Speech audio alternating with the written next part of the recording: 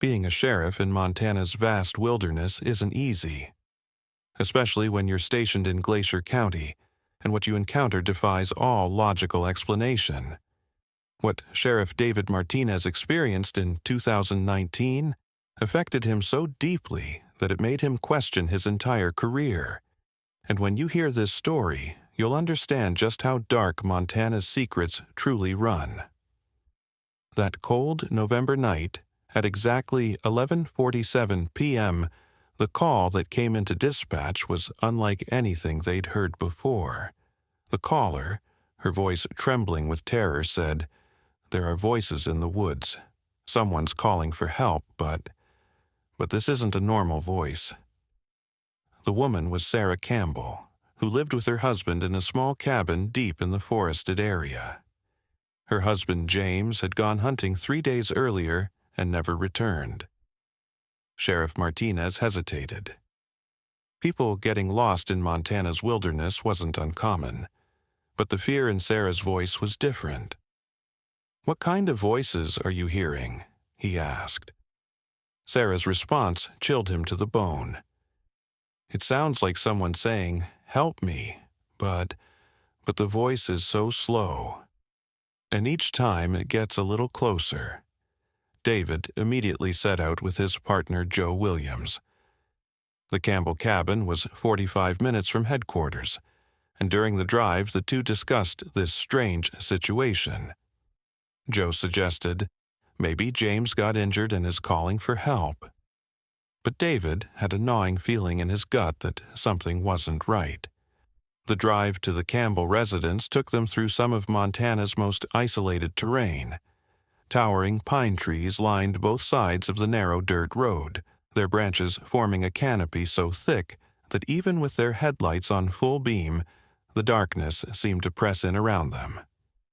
Joe kept checking the radio, but static interference grew worse the deeper they went into the forest. "You know," Joe said, breaking the uncomfortable silence, "I've been doing this job for 12 years, and I've never heard anything like what Sarah described. People lost in the woods usually scream or yell for help. They don't speak in slow motion."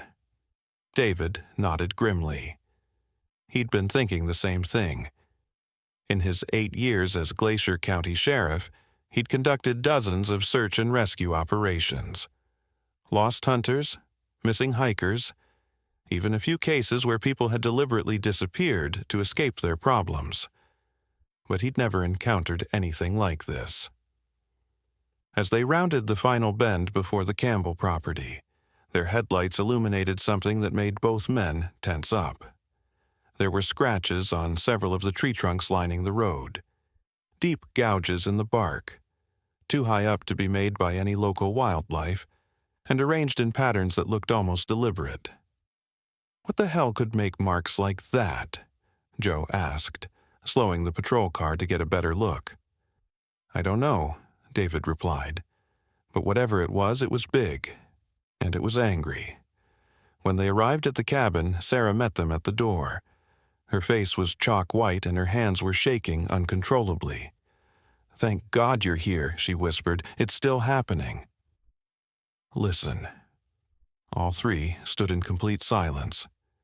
The forest around them was unnaturally quiet. No owl hoots, no rustling of small animals in the underbrush, no wind through the trees. Even the usual creaking of the old cabin's wooden frame had stopped. And then they heard it. "Help me." The voice was indeed unnaturally slow, like it was being played from a damaged tape recorder. But it wasn't just the speed that was wrong.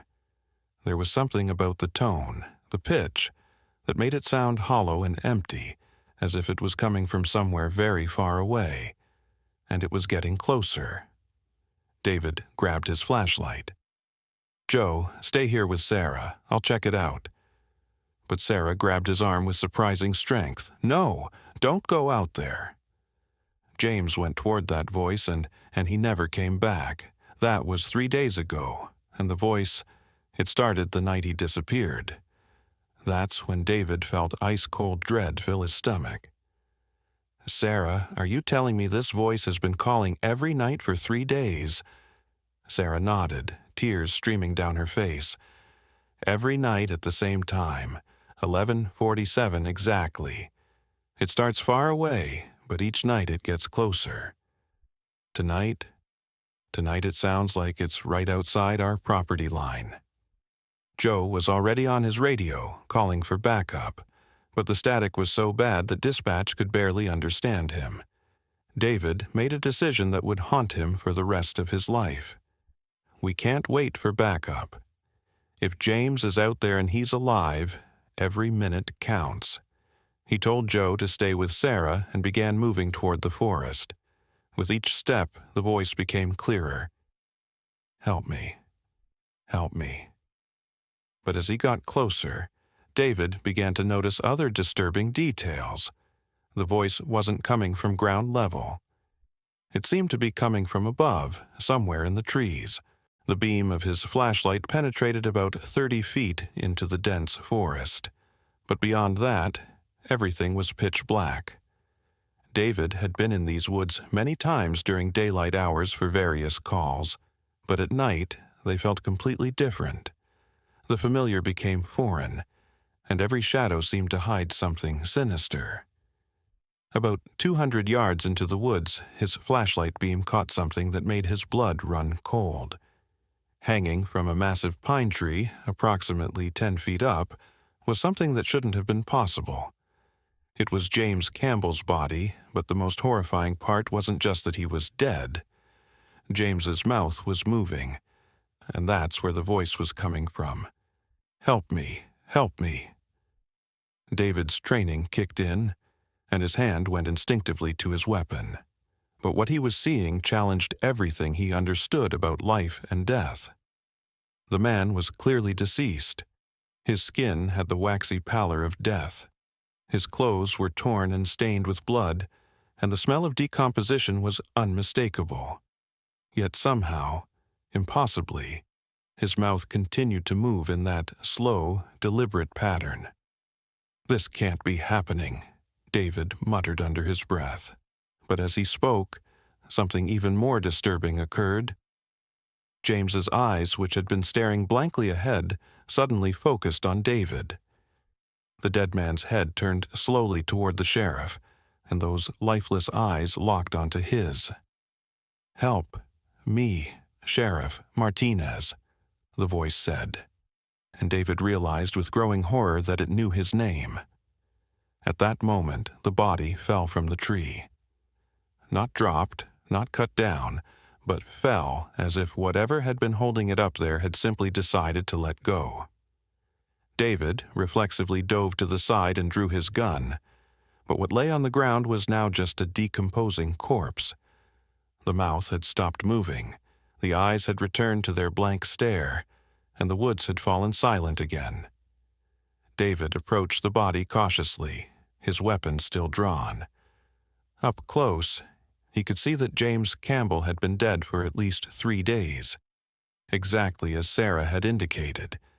But there was no logical explanation for how a dead man could have been speaking, let alone how he had ended up suspended in a tree. As David examined the scene more closely, he noticed something that made his skin crawl. Around the base of the tree, the ground was covered with deep scratches similar to the ones they'd seen on the road. But these were different. These looked like claw marks, as if something large and powerful had been pacing around the tree for days. David grabbed his radio with trembling hands. "Joe, get over here now. And call for additional backup. We're going to need the coroner, the state police, and probably the FBI." "David, what did you find?" "I found James Campbell. But Joe, something's not right here. Something's very, very wrong." While waiting for backup, David secured the scene as best he could, but he couldn't shake the feeling that they were being watched. Every few minutes, he thought he heard movement in the trees above, and once he could have sworn he saw a pair of glowing eyes reflecting his flashlight beam from high up in the canopy. When Joe arrived with Sarah, the woman took one look at her husband's body and collapsed. "That's not how I left him," she kept repeating. When James went hunting, he was wearing his red flannel shirt and his lucky hunting cap. Those aren't his clothes. David looked down at the body again. James was wearing a tattered white shirt and dark pants, clothes that looked like they belonged to someone else entirely. But the most disturbing detail was something David had missed in his initial examination. Around James's neck was a rope burn, as if he had been hanged. But there was no rope at the scene, and the branch he had fallen from showed no signs of having supported that kind of weight. That night, Montana State Police, FBI, and even some specialists from the University of Montana arrived at the scene. James Campbell's body was thoroughly examined, photographed, and removed. The tree was inspected. The surrounding area was searched with dogs and metal detectors, and every piece of evidence was catalogued. According to the autopsy report, James Campbell had died of a heart attack 3 days earlier. The rope burns around his neck were determined to be post-mortem, but the coroner couldn't explain how they had occurred. There was no evidence of foul play, no signs of struggle, and no logical explanation for how a man who died of natural causes had ended up hanging from a tree in clothes that didn't belong to him. The FBI's final report classified the case as death by natural causes with unexplained circumstances. They recommended that the area be monitored for unusual activity, but found no evidence of criminal involvement. But David could never forget that night. And worse still, exactly 1 week later, another call came in, this time from a different part of Glacier County, near the Canadian border. A missing person case. A local rancher named Tom Bradley who had disappeared while checking on his cattle near the forest line. When David and Joe arrived at the Bradley ranch, Tom's wife, Margaret, met them with the same expression of terror that David had seen on Sarah Campbell's face. "Sheriff," she said, "I've been hearing voices from the woods." A slow voice calling for help. And I think it's my Tom." David's blood went cold. "Margaret, when did you first hear this voice?" 3 nights ago, right around midnight. The same night Tom disappeared. That night, David and a team of deputies found Tom Bradley's body hanging from a tree, approximately 150 yards into the forest. Like James Campbell, Tom appeared to have died of natural causes. A stroke, according to the coroner. Like James, he was found wearing clothes that didn't belong to him.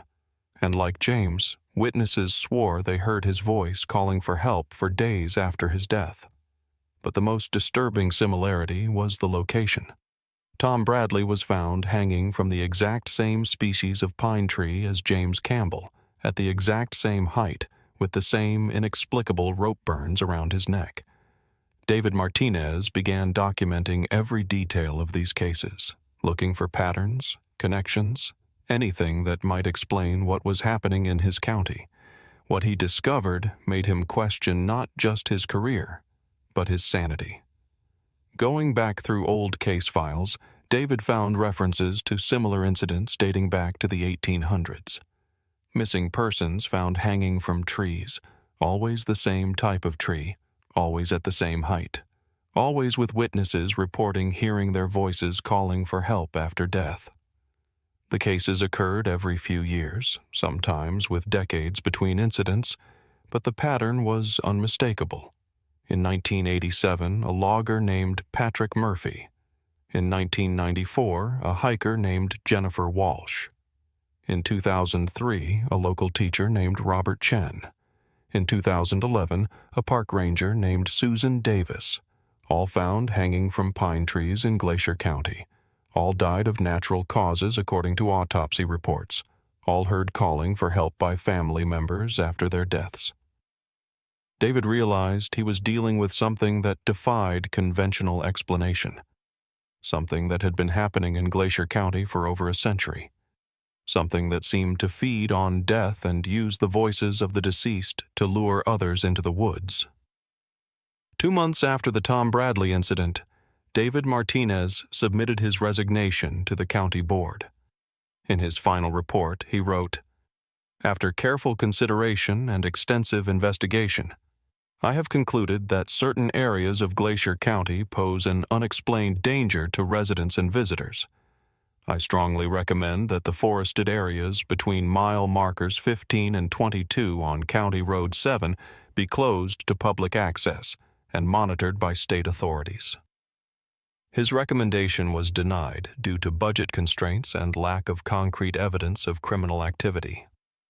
David left Montana entirely, moving to Arizona, where he now works as a security consultant for a private firm. But he maintains contact with his former colleagues, and they tell him that the incidents continue. Every few years, someone goes missing in those woods. Their bodies are found hanging from pine trees, and their voices are heard calling for help long after they're dead. The current Glacier County Sheriff, David's replacement, is a practical man named Robert Hayes, who doesn't believe in supernatural explanations. But even he admits that there's something strange about those particular woods. "We just tell people to stay out of that area after dark," he says. "It's for their own safety. If you're someone who's drawn to these kinds of real horror stories, if you find yourself wondering what other secrets Montana's wilderness holds, then you understand why these experiences need to be documented. But remember what Sheriff Martinez learned. Some mysteries are better left unsolved, and some voices calling for help are best left unanswered." Sheriff Rebecca Turner thought her 15 years of experience in Yellowstone County had prepared her for any strange occurrence. She'd dealt with everything from cattle rustlers to meth labs hidden in remote cabins, from domestic disputes that turned deadly to the occasional tourist who got too close to wildlife and paid the price. But nothing in her extensive career could have prepared her for what happened on that freezing February night in 2021. The call came in at 11:43 p.m. on a Tuesday. Rebecca was finishing paperwork at the station when her personal cell phone rang. The caller ID showed a local number she didn't recognize, but in a county where she knew most residents by name, unknown calls usually meant trouble. "Sheriff Turner?" The voice was that of an elderly man, weak and desperate. "This is Harold Fitzgerald. I live out on Copper Creek Road. I need your help, Sheriff. Someone's been calling my house every night at exactly midnight, and it's my dead son." Rebecca had dealt with grief-stricken families before, people who thought they heard voices of their departed loved ones, who saw faces in windows or heard footsteps in empty houses. Grief could do strange things to the human mind, and she'd learned to handle these calls with patience and compassion. But something in Harold's voice made her pause. This wasn't the confused rambling of someone lost in grief. This was fear, pure, undiluted terror. "Mr. Fitzgerald, I understand you're going through a difficult time. When did your son pass away?" 15 years ago, Harold replied, his voice breaking. "But Sheriff, I know my boy's voice. I raised him from birth, heard him speak every day for 22 years, and every night for the past month, at midnight exactly, my phone rings. When I answer, Tommy says, 'Dad, I'm cold. Why won't you let me come home?'" Rebecca felt a chill run down her spine. There was something about the specific details, the exact timing, the consistent message, that suggested this was more than just grief-induced hallucinations. "Mr. Fitzgerald, I'll come by to check on you." "What's your address?" 4247 Copper Creek Road. It's the blue house with the white fence, about 5 miles past the old grain elevator. "Sheriff, please hurry. It's almost midnight." Rebecca grabbed her jacket and keys. The drive to Copper Creek Road would take about 20 minutes, but something in Harold's voice made her turn on her emergency lights and push her patrol car faster than the winding country roads normally allowed. As she drove, Rebecca found herself thinking about the name Harold Fitzgerald. It sounded familiar, but she couldn't place it. Yellowstone County had a population of just over 150,000, but the rural areas were sparsely populated, and she prided herself on knowing most of the longtime residents. Then it hit her. Harold Fitzgerald. She remembered now. About 15 years ago, there had been a tragic car accident on Highway 2 during a particularly bad snowstorm. A young man named Tommy Fitzgerald had been driving home from Billings when he lost control on black ice and slammed into a tree. The accident had been front-page news for days, not because it was unusual. Montana winters claimed several lives every year in car accidents, but because of the circumstances surrounding the discovery of the body. Tommy Fitzgerald's car had gone off the road during the storm, but because of the weather and poor visibility, it hadn't been discovered for 3 days. When search crews finally found the wreckage, they discovered that Tommy had survived the initial impact. The coroner determined that he had lived for at least 24 hours after the crash, probably more. He had died of hypothermia, slowly freezing to death while trapped in his car, unable to escape, unable to call for help. The case had haunted Rebecca, even though she'd only been a deputy at the time. The idea of someone dying so slowly, so alone, while help was so close but couldn't reach them, had given her nightmares for weeks. 20 minutes later, Rebecca pulled up to a small, weathered house on Copper Creek Road. The blue paint was faded and peeling, and the white fence that Harold had mentioned was in serious need of repair. But what struck her most was how isolated the house was. The nearest neighbor was probably 2 miles away, and the landscape around the property was flat and empty, offering no protection from Montana's brutal winter winds. Harold Fitzgerald answered the door before Rebecca had a chance to knock. He was a man in his 70s with wild gray hair and hollow, sleep-deprived eyes. His hands shook as he gestured for her to come inside, and Rebecca noticed that he was fully dressed despite the late hour, as if he'd been waiting for her arrival. "Sheriff, thank God you're here." "It'll be midnight soon." As Rebecca entered the house, she felt like she was stepping back in time. Everything looked like it hadn't been touched since the 1990s. The furniture was old, but well-maintained. The carpet was worn, but clean, and family photos covered every available surface. But Rebecca noticed something unsettling about the photographs. They all stopped at a certain point in time. There were pictures of Harold as a younger man, pictures of a woman who was presumably his wife, and many pictures of a young man who must have been Tommy.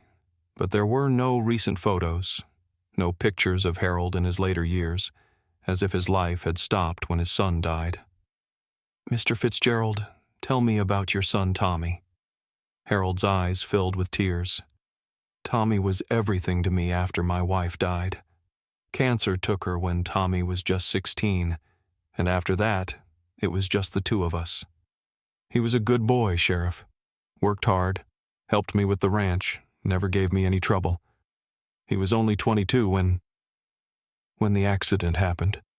Car crash on Highway 2 during that bad snowstorm back in 2006. I blamed myself for years. Still do." Rebecca was about to respond when she noticed the clock on the wall, 11:58 p.m. Harold saw her looking, and his entire body began to shake. "It's almost time," he whispered. "Sheriff, I need you to understand something. I know how this sounds. I know you probably think I'm a crazy old man who's lost his mind from grief, but I'm not crazy. My son is calling me, every night. And tonight feels different." "Different how?" "He sounds angry. Last night when he called, he didn't just ask why I wouldn't let him come home. He asked why I'd brought someone else into the house. He said he doesn't like strangers." At exactly midnight, the phone rang. The sound was sharp and jarring in the quiet house, but there was something wrong with it.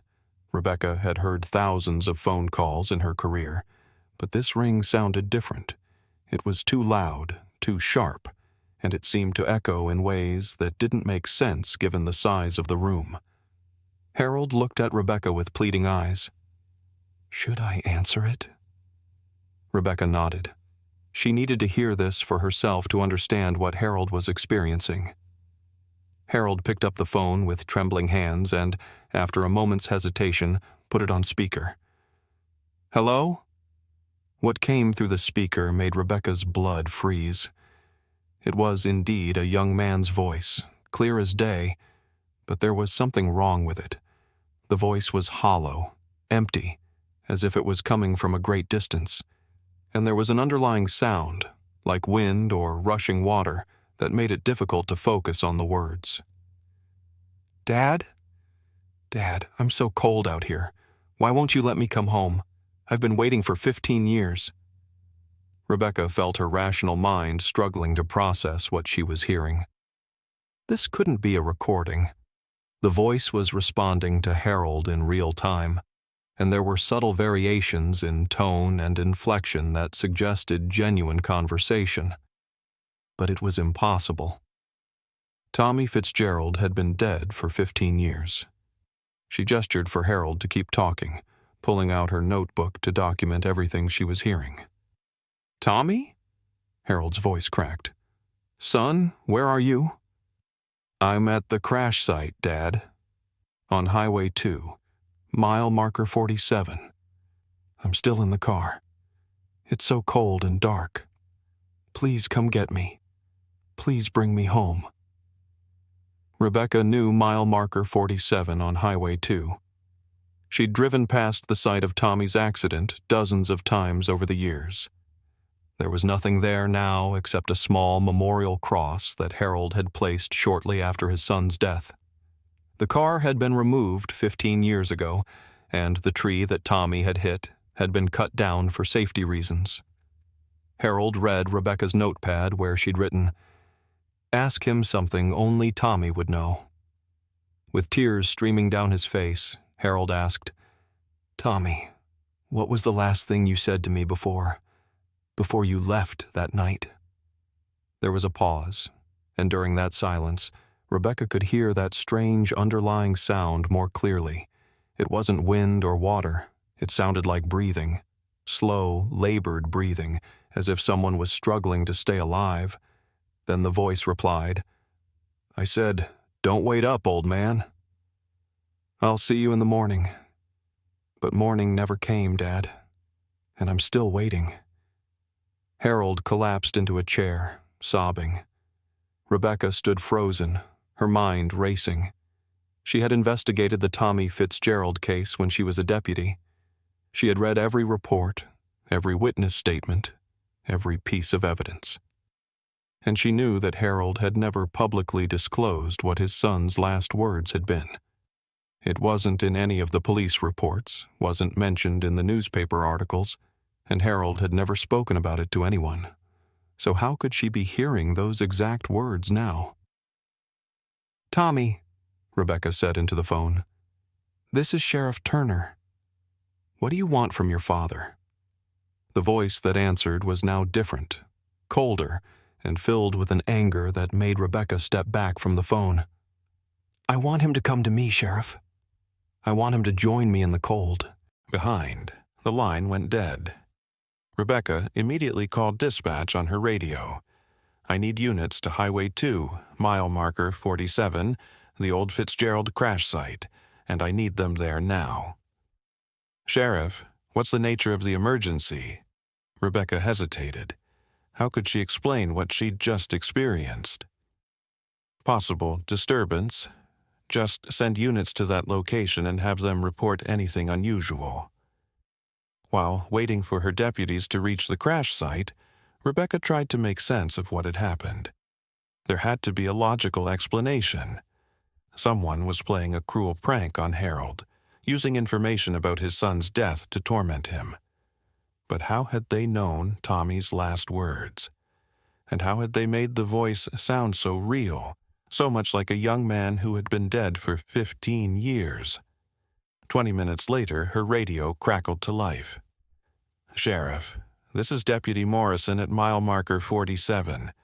There's nothing here except that old memorial cross. No signs of recent activity, no disturbances, no vehicles. Everything looks normal. Rebecca thanked Morrison and told him to return to patrol, but she couldn't shake the feeling that they were missing something important. She decided to interview Harold more thoroughly to see if she could find any clues about who might be tormenting him. Harold, in the past month, have you noticed anything unusual around your property? Strange vehicles, people you don't recognize, anything out of the ordinary? Harold shook his head. Nothing, Sheriff. I live a quiet life. I rarely leave the house except to go to town for groceries once a week. I don't have many visitors, and I certainly don't have any enemies who would do something like this. What about family? Other relatives who might know details about Tommy's last night? There's no one else, Sheriff. My wife's family all passed away years ago, and I was an only child. Tommy was our only son. After he died, I just couldn't bear to be around people who reminded me of what I'd lost. Rebecca spent another hour with Harold, documenting everything he could remember about the strange phone calls. According to Harold, they had started exactly 1 month ago, always at midnight, always with the same message about being cold and wanting to come home. The voice was always Tommy's, and it always seemed to know things that only Tommy would know. But tonight had been different. Tonight, the voice had acknowledged Rebecca's presence and had spoken directly to her. That suggested either an elaborate hoax involving surveillance of Harold's house or something that Rebecca's rational mind refused to accept. Before leaving, Rebecca gave Harold her direct cell phone number and told him to call her immediately if he received another midnight call. She also arranged for increased patrols in the area, though she couldn't tell her deputies the real reason why. The next night, Rebecca was awakened at 12:15 a.m. by her cell phone. It was Harold, and he was sobbing. Sheriff, he called again, but this time he said something different. He said he was coming home. He said he didn't need me to come get him anymore, because he'd found a way back on his own. Rebecca immediately drove to Harold's house, but when she arrived, she found the front door standing wide open and Harold's car missing from the driveway.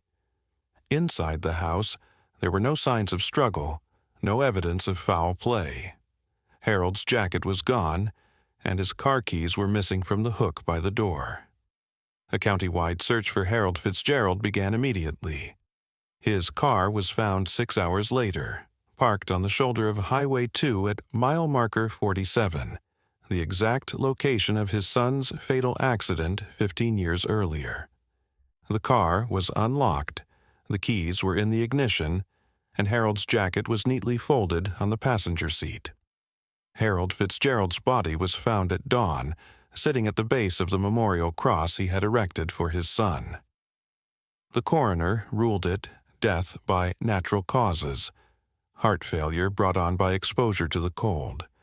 Harold was wearing only his regular clothes, no winter gear, and the temperature that night had dropped to -20 degrees Fahrenheit. But there were details about Harold's death that troubled Rebecca. His body was positioned as if he had sat down deliberately, as if he had been waiting for something. His hands were folded in his lap, and his face bore an expression of peace that seemed inconsistent with freezing to death. Most disturbing of all, there were 2 sets of footprints in the snow around the memorial cross. Harold's prints led from his car to the cross, but the second set of prints appeared to come from nowhere and led away into the forest, disappearing after about 50 yards. The second set of prints were made by hiking boots, size 10, consistent with what a 22-year-old man might wear, but that was impossible. Tommy Fitzgerald had been buried 15 years ago, and there was no logical explanation for how his footprints could appear in fresh snow. The midnight calls stopped after Harold's death. 6 months later, Rebecca was patrolling Highway 2 during a late-night snowstorm when she saw something that made her slam on the brakes. For just a moment, illuminated by her headlights, she saw two figures walking side by side along the highway. An elderly man and a young man, both wearing light clothing despite the freezing temperature. The older man had his arm around the younger man's shoulders, and they were walking slowly, as if they had all the time in the world. When Rebecca blinked and looked again, they were gone. She searched the area for 20 minutes, looking for any sign of the figures she'd seen, but found nothing. No footprints, no evidence that anyone had been walking along that stretch of highway. But as she prepared to leave, she noticed something that made her blood run cold. There, barely visible in the swirling snow, was the old memorial cross marking the site of Tommy Fitzgerald's accident. And someone had left fresh flowers at its base. Flowers that hadn't been there when she'd driven past the same spot just 2 hours earlier. Rebecca Turner never patrols that stretch of highway alone anymore.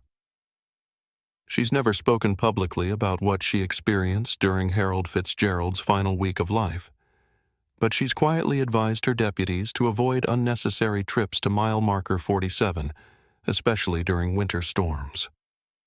The official report states that Harold Fitzgerald died of natural causes brought on by exposure, and that his decision to visit his son's memorial on that final night was the action of a grief-stricken father who wanted to be close to his son's memory in his final moments.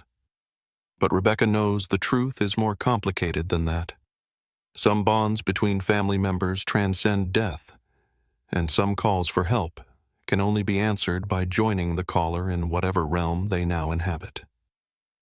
Those who find themselves fascinated by these real supernatural encounters should know that Montana's highways hold more mysteries than any living person should have to face. Some voices from beyond the grave aren't trying to frighten the living, they're simply trying to bring their loved ones home. Deputy Sheriff Marcus Stone thought he'd seen everything during his 5 years with the Cascade County Sheriff's Department.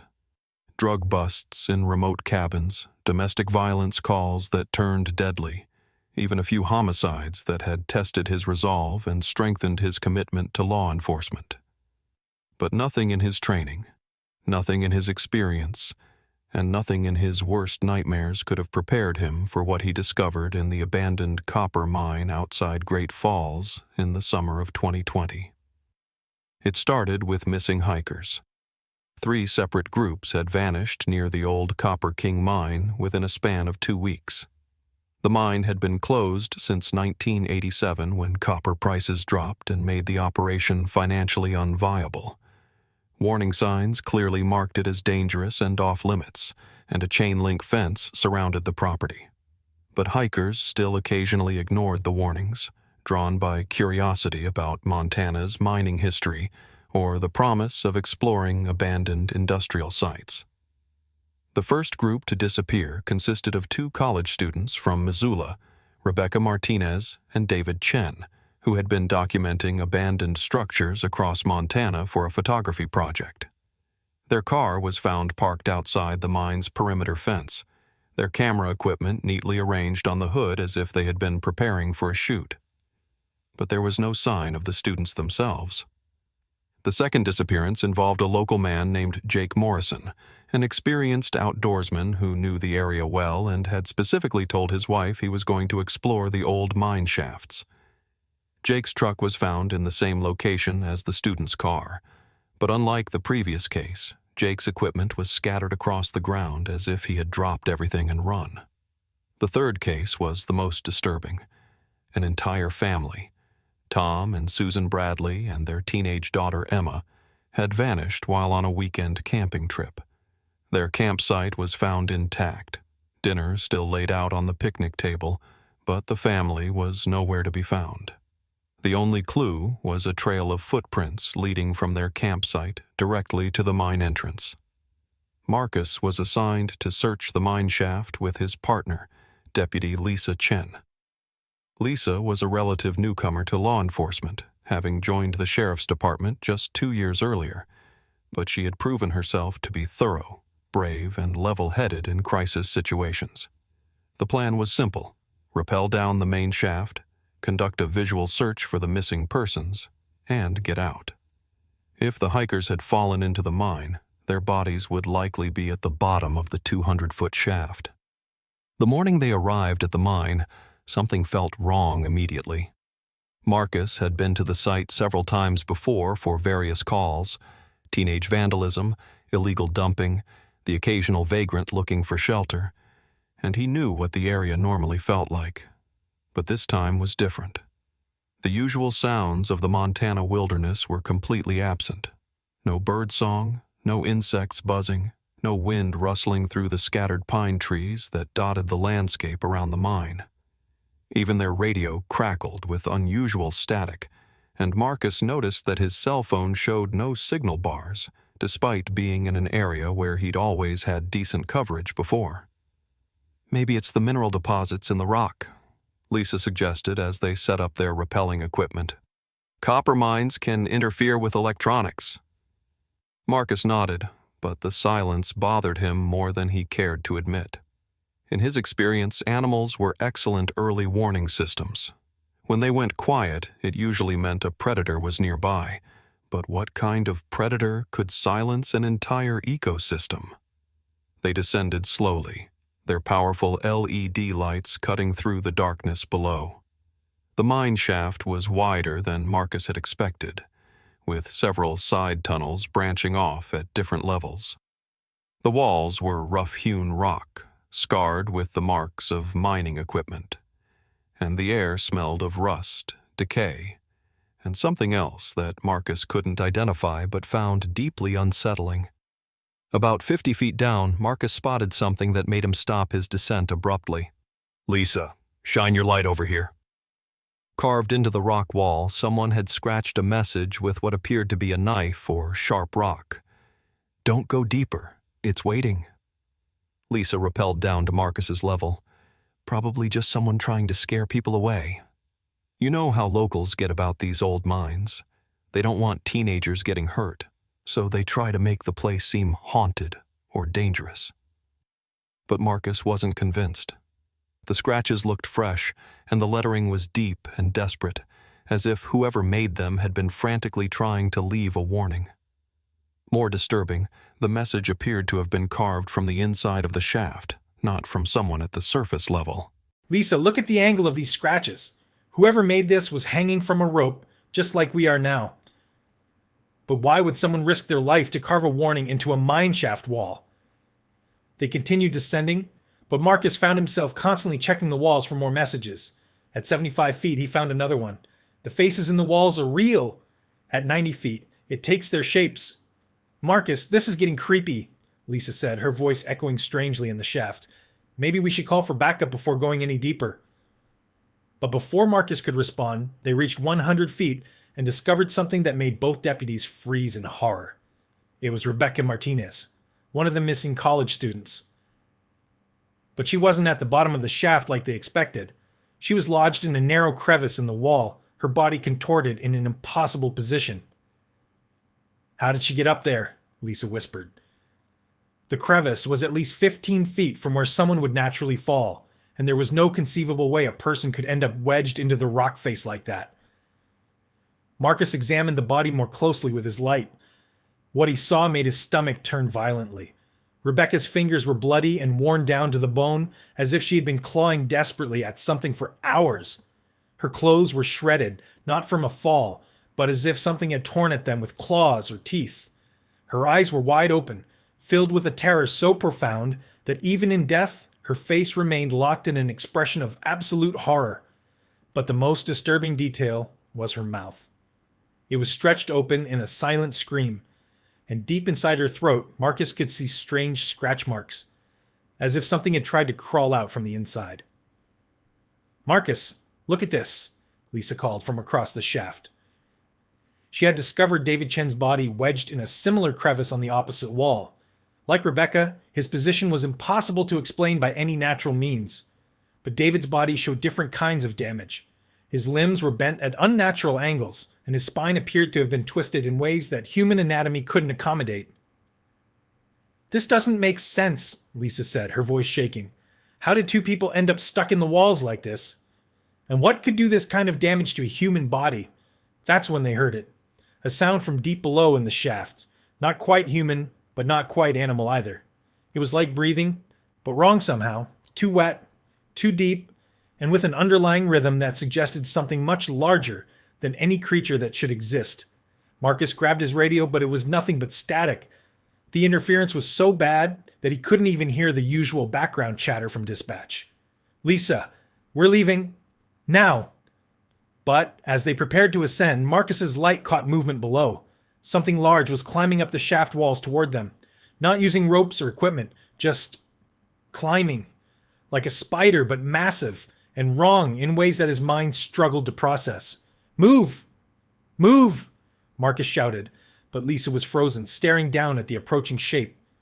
In the brief glimpse Marcus got before they started their emergency ascent, he saw something that would give him nightmares for the rest of his life. It was roughly human-shaped, but wrong in every conceivable way. Too long, too thin, with limbs that bent in directions that defied anatomy. Its skin was pale and mottled, like something that had never seen sunlight, and it moved with a fluid grace that was both beautiful and absolutely terrifying. But the most horrifying aspect was its face, or rather, faces. The creature appeared to have multiple human faces arranged across what should have been its head and torso, and Marcus recognized them. Rebecca Martinez, David Chen, Jake Morrison, and 3 other faces that must have belonged to the Bradley family. All of them were moving, all of them were screaming silently, and all of them were looking directly at Marcus with expressions of desperate pleading. They climbed faster than they ever had before, but Marcus could hear the thing following them. Its claws scraped against the rock with metallic screeches that echoed throughout the shaft. At one point, Marcus felt something brush against his boot, and he kicked wildly, connecting with something soft and wet that let out a sound like a dozen voices screaming in unison.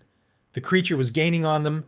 Marcus could hear it getting closer, could feel the displacement of air as something large moved just below his feet. In desperation, he drew his service weapon and fired 3 shots down into the darkness. The muzzle flashes briefly illuminated the creature, and what Marcus saw in that strobe light effect was even worse than what he'd glimpsed before. The thing was huge, easily 8 feet tall, with arms that were grotesquely extended and ended in hands that were more like clusters of fingers. Its body was covered in what looked like human skin, but skin that had been stretched and stitched together from multiple sources. And those faces, there were at least a dozen of them now, all moving, all trying to speak, all trapped in the creature's flesh like flies in amber.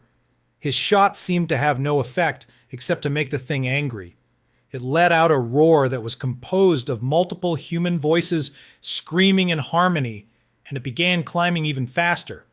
They burst out of the mine shaft in broad daylight, both gasping and shaking. Marcus immediately called for backup, the bomb squad, the National Guard, anyone who could help seal that mine permanently.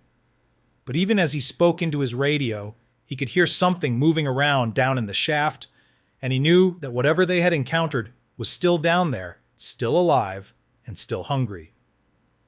"Dispatch, this is Deputy Stone. I need immediate backup at the Copper King mine. We have a situation that requires hazmat teams, heavy equipment, and probably the National Guard.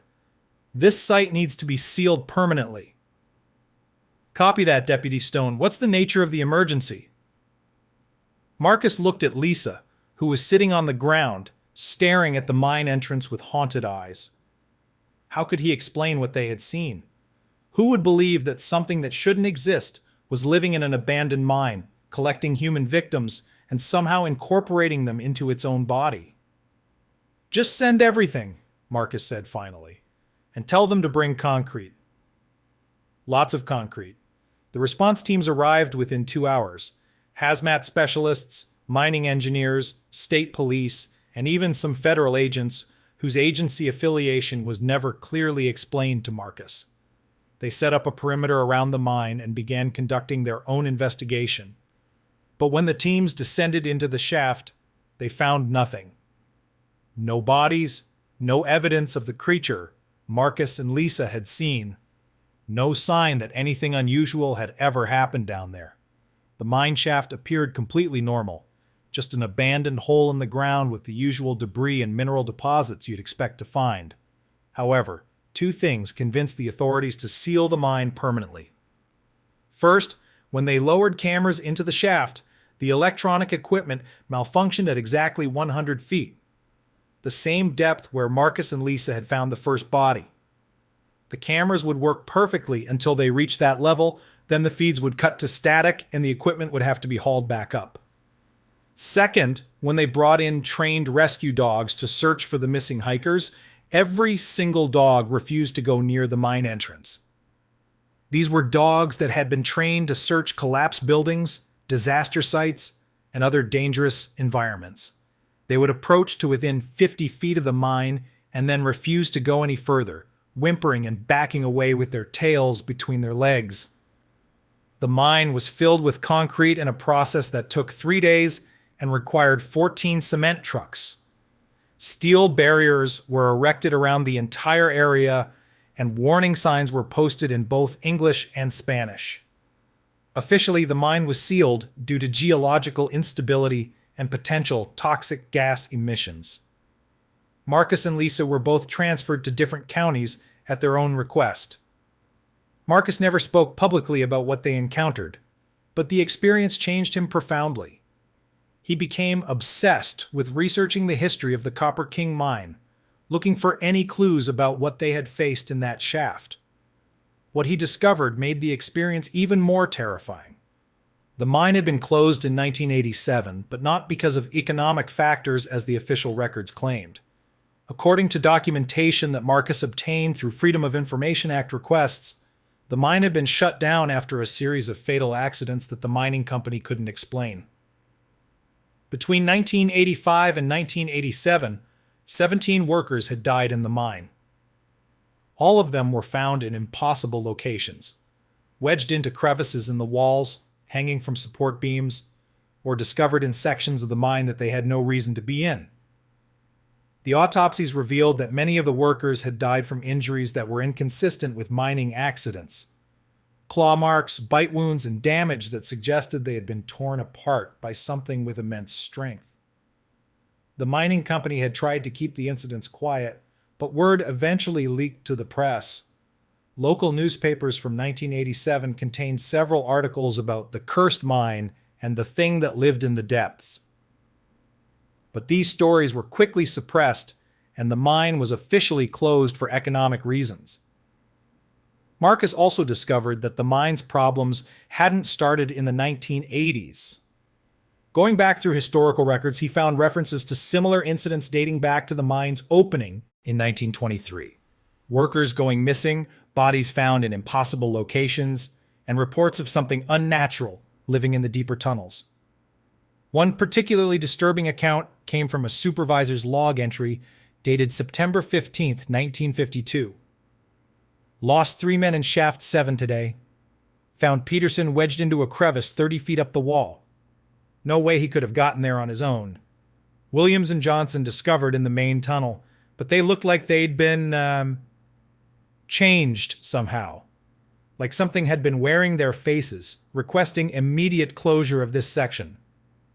But the most terrifying discovery was a company memo from 1987, just weeks before the mine was officially closed. The situation in the lower levels has become untenable. Whatever is down there appears to be growing stronger and more aggressive. It's no longer content to simply kill our workers. It's taking them, incorporating them somehow. We've lost 17 men in 2 years, and I believe that in some way, they're all still down there. Recommend immediate and permanent closure. Lisa Chen wasn't as fortunate as Marcus in dealing with the aftermath of their experience. She began having nightmares immediately after the incident, dreams where she was back in the mine, and the creature with multiple faces was calling to her, promising to show her how the others became part of it. The nightmares got worse over time. Lisa started seeing faces in mirrors, hearing voices calling her name from dark places, and feeling constantly watched. She sought help from therapists. But how could she explain what she'd experienced without sounding delusional? 3 months after the mine incident, Lisa Chen disappeared during a routine patrol. Her squad car was found parked outside the sealed mine, her equipment laid out neatly on the hood, as if she had prepared for another descent into the shaft. The concrete barriers showed no signs of disturbance. The steel fencing had not been cut or moved. Yet somehow, Lisa had found a way inside, or something inside had found a way to call her back. Marcus Stone retired from law enforcement 6 months later. Before he left, he filed a report recommending that the mine be monitored 24/7 by armed guards, and that anyone who showed signs of obsession with the site be immediately referred for psychological evaluation. His requests were denied due to budget constraints and the lack of any credible ongoing threat.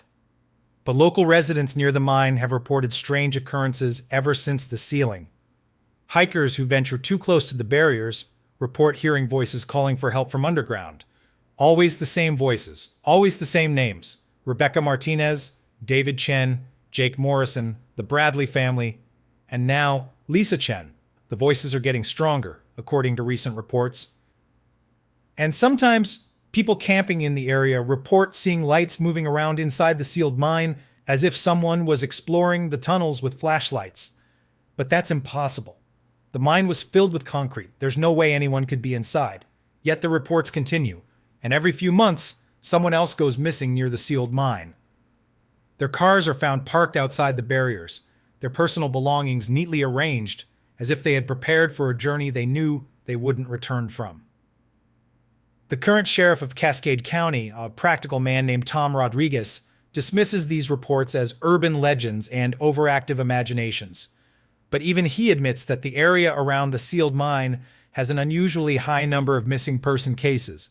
His standard response is to increase patrols and advise people to stay away from the site. But Marcus Stone knows the truth. Some things can't be killed, can't be contained, and can't be explained. Some places become hungry, and once they taste what they're looking for, they never stop calling for more. The mine may be sealed, but what lives inside it is patient. It can wait. It has all the time in the world, and it has an ever-growing collection of voices to help it call new victims home. If you're someone who seeks out these kinds of encounters with the unknown, if you find yourself drawn to abandoned places and dark corners of the world, remember Marcus Stone's experience. Some doors should never be opened, some depths should never be explored, and some calls for help should never be answered. Because once you hear those voices calling from the darkness, once you see those faces trapped in something that shouldn't exist, you'll never be able to forget them. And worse still, they'll never forget you. Those of you who've listened to these bone-chilling accounts from Montana's law enforcement know that the Big Sky State holds secrets darker than its endless winter nights.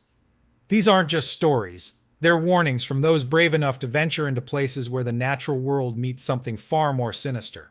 Sheriff David Martinez learned that some voices calling for help aren't from the living, and that the dead in Montana's wilderness sometimes refuse to stay buried. His experience in Glacier County changed him forever, and his resignation was just the beginning of a pattern that continues to this day. Sheriff Rebecca Turner discovered that love between family members can transcend death, but sometimes that love becomes something twisted and hungry. The midnight calls that Harold Fitzgerald received weren't just echoes of grief. They were genuine communications from beyond, and they came with a price that no parent should have to pay. Deputy Marcus Stone faced something that challenged everything he believed about life, death, and the laws of nature. The thing in the Copper King mine represents a horror that goes beyond simple death. It's about the complete loss of identity, the absorption of human consciousness into something alien and wrong. If you find yourself drawn to these real encounters with the unexplained, if you lie awake wondering what other secrets Montana's wilderness holds, then you understand why these stories need to be told. The sheriffs and deputies who lived through these experiences want others to know. Some calls for help should never be answered, some voices from the past should remain silent, and some places are better left unexplored. But perhaps most importantly, they want you to know that Montana is still out there, vast and wild and full of mysteries that human understanding cannot grasp. Every winter night, every isolated ranch, every abandoned mine shaft could be hiding something that challenges everything we think we know about the world. Have you ever encountered something in the wilderness that defied explanation? Do you have your own story from Montana's dark corners? The men and women who wear the badge in Big Sky Country know that they're not just protecting people from other people. They're standing guard against things that shouldn't exist but do. Share your thoughts in the comments below, but remember, some stories are better told during daylight hours. Some experiences are better kept to yourself, and some places in Montana are better left alone. If these true horror stories from Montana law enforcement have sent chills down your spine, if you've found yourself checking the locks on your doors and glancing toward the windows, know that every state has its own collection of unexplained encounters. There are more stories waiting in the shadows, more testimonies from those who've seen what shouldn't exist, and more warnings from the brave men and women who protect and serve in places where protection sometimes isn't enough. Sweet dreams, if you can manage them tonight.